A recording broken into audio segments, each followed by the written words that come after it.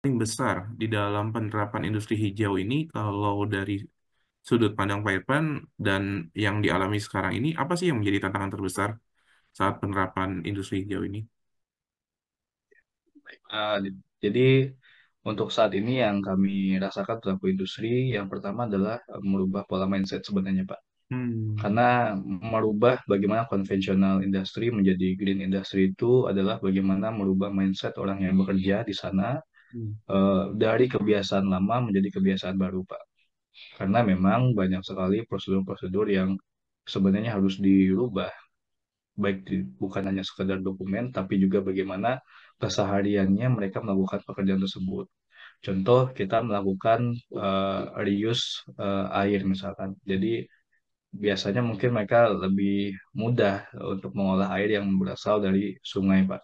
Ya, oke. Jadi karena memang tingkat kandungan mungkin lumpurnya lebih banyak, nah, sehingga pada saat mengolah air di water treatment plant itu jauh lebih mudah. Nah, sementara air yang misalkan contoh air yang kita tampung sendiri, karena mungkin komposisi lumpurnya tidak banyak, sehingga kalau mau mengolahnya butuh effort yang lebih seperti itu, Pak. Nah, jadi butuh pembiasaan dan terkadang dikarenakan prosesnya sudah berjalan bertahun-tahun itu menjadi sebuah kewajiban bagi mereka pada saat mereka tidak melakukan hal tersebut mereka merasa saya dulu bertahun-tahun mengerjakan ini nggak ada masalah kenapa kok sekarang harus dirubah gitu. Nah, merubah mindset ini bukan pekerjaan sehari dua hari, Pak. Nah, Betul. jadi itu yang menjadi PR bagi kami di mana mereka sudah bekerja jauh sebelum kami bekerja di situ dan bagaimana merubah kebiasaan dari yang biasanya melakukan hal yang berulang-ulang setiap tahunnya berubah menjadi kegiatan tambahan yang berfungsi untuk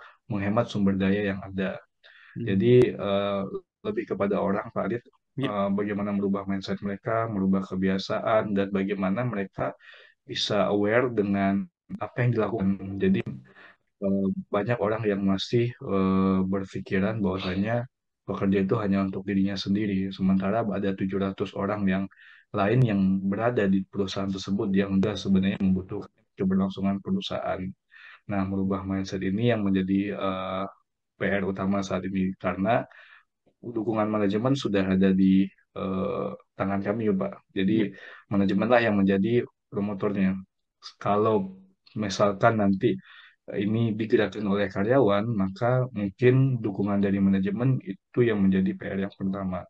Namun sebenarnya pada dasarnya manajemen eh, apabila melihat sesuatu hal itu menguntungkan, maka mungkin dia bisa memikirkan dan mendorong sebenarnya, Pak.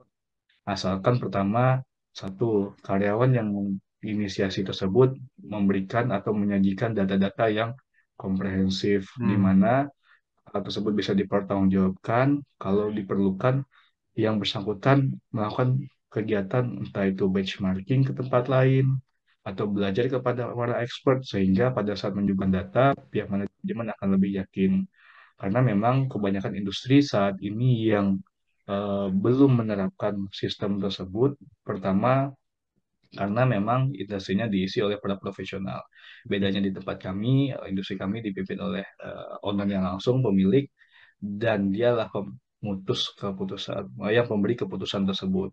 Nah, pada saat kita bekerja atau misalkan mengimplementasikan di sebuah perusahaan yang diisi oleh profesional, maka kita selaku pimpinan harus membawa dan menyuguhkan data yang baik. Jadi kita bisa benchmark dengan industri sejenis, dengan apa, daerah yang sama, Ya. sehingga manajemen dapat memperhitungkan hal tersebut. Nah, apabila misalkan dua hal tersebut sudah bisa dimulai, tinggal bagaimana konsistensi sebenarnya, Pak Dit. Hmm. Karena benar, ya kita mungkin kebiasaan juga di Indonesia, Pak.